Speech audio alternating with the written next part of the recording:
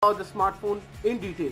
So we start off this gaming session with a dose of Nova 3, and as you can see that we are playing this game over here, killing some of the aliens and everything stuff. It's okay. This phone is one of those phones which we have already reviewed in a short review on our channel, and as you can see in the links below, the hands-on review with the camera tests, benchmark tests and everything else short tests is live on our channel already, so you can see that.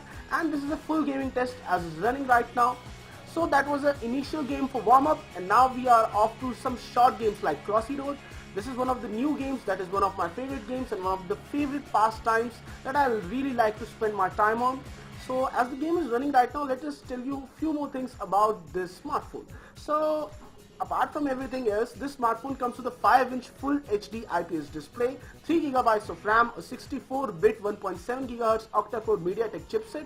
So all in all, this smartphone is not hard pressed for performance. It performs really well on the benchmarks also, and the pricing is really sweet. The overall design and display of this device is really great.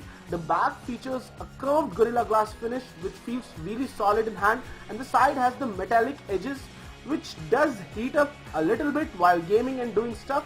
Even right now when we are gaming, the back is not that much heating up as opposed to the sides which are metallic. So the Crossy Road game session is still underway, and the highest score that I could reach was 20 and not above that.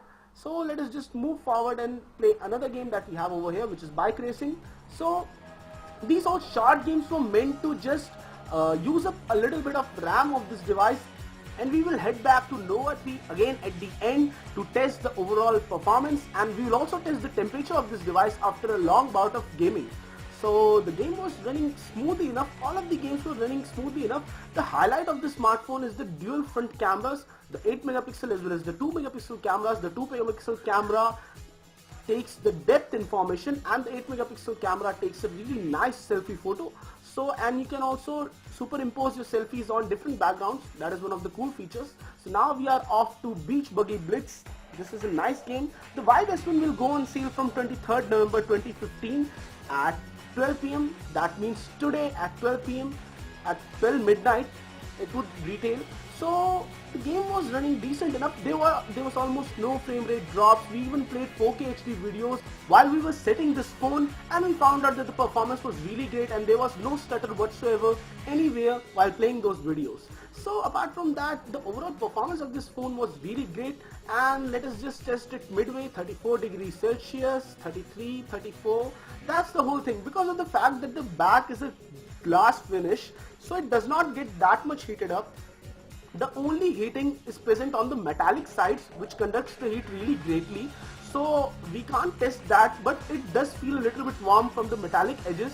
And we have gone back to the Nova 3 game, and we are just shooting off different people over here. The device has a 2500 mAh battery. Whether this will last you a full day or not, that is something that needs to be tested, and we will test it in our full review of this device. And apart from that, this device is a really nice proposition, and it does hold up a little bit competition to the OnePlus X, which is almost the best smartphone in this price range of 15 to 17, 18,000. So guys, the gaming session was really nice. We were able to do a lot of games, and multitasking also was fairly easy on this device, as is visible over here.